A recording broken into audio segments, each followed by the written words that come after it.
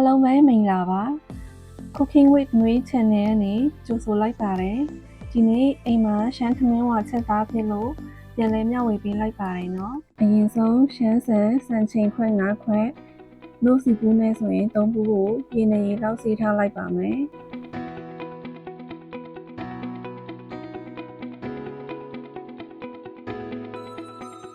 ပြီးရင်တော့စားထမင်းစားဆုံးတစ်စွန်းနဲ့တစ်ဝက်ဟင်းခမ်းမုံစွန်းတစ်ဝက်နနွေးမုံစွန်းတစ်ဝက်နဲ့စီအနှဲငယ်ထည့်ပြီးတည်ထားလိုက်ပါမယ်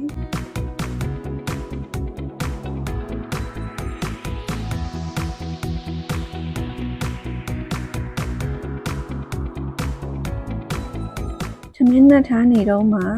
ခင်းချီလီ90တောင်ကိုရေအနှဲငယ်ထည့်ပြီးနွမ်းလာသည့်ထိပြုတ်ထားပေးပါမယ်ဒီနေထားရောက်ရင်ဆဲထုတ်ထားပြီးခဏအေးခံထားလိုက်ပါပြီးရင်တော့အခွန်လေးတွေခွာပြီးကြိတ်ထားပေးလိုက်ပါမယ်နော်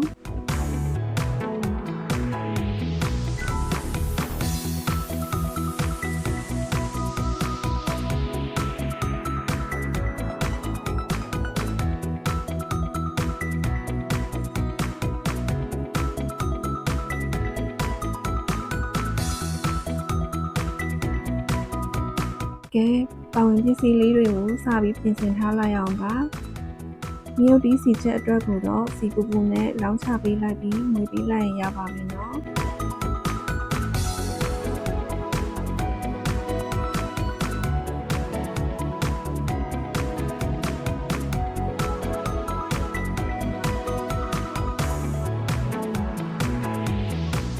ပြီးရင်တော့ပပလီထားတဲ့ချက်တူနီကိုနနွေးမုတ်အနှဲငယ်ထည့်ပြီးစီတက်ထားပါမယ်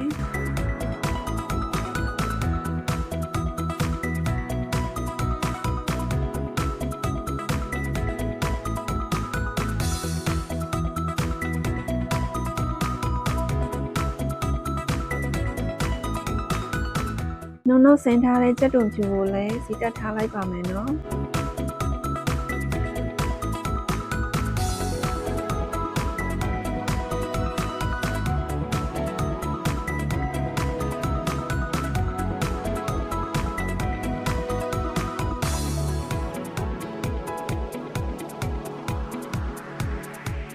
ဆက်ပြီးတော့ကြိတ်ထားတဲ့ခရမ်းချီလေးကိုလည်းစီအနှဲငယ်နဲ့ထပ်ချက်ထားပါမယ်စားထမင်းစားစွန်းတစ်စွန်းဟင်းခမ်းမုံစွန်းတစ်ဝက်ကိုထည့်ပြီးရေခမ်းလာပြီဆိုရင်ရေအနှဲငယ်ထပ်ထည့်ပြီးခဏလောက်တည်ထားလိုက်ရင်ရပါပြီနော်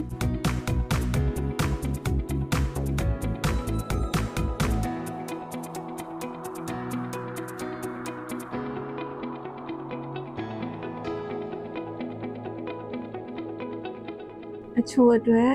ထညက်9ချက်သားကိုရေအနှဲငယ်ထည့်ပြီးထညက်ခဲလေးတွေအရေးပြောပြီးအနံ့မွေးလာသည့်အထိငွေထားပေးပါနော်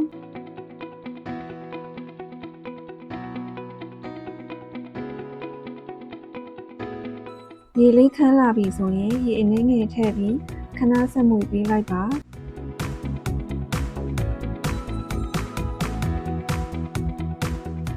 ဒီလိုအနေထားလေးဆိုရင်ရပါပြီ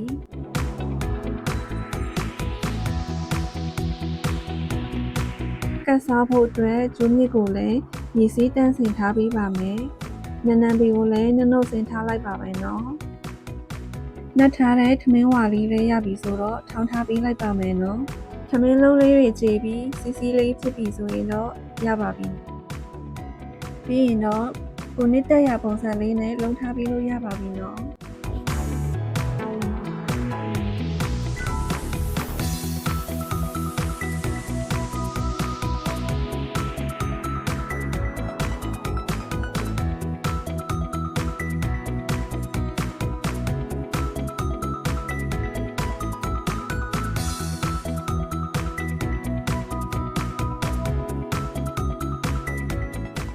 ကဲအားလုံးအဆင်သင့်ဖြစ်ပြီဆိုတော့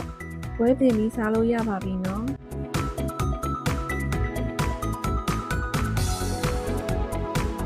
ဒီရှမ်းထမင်းဝါလေးဟာဆိုရင်အကုန်ကြတက်တာပြီးတက်လူစားသမားတွေအတွက်လည်းစင်ပြေစေတဲ့ရှမ်းရိုးရအစားအစာလေးတစ်ခုဖြစ်ပါတယ်ရှင်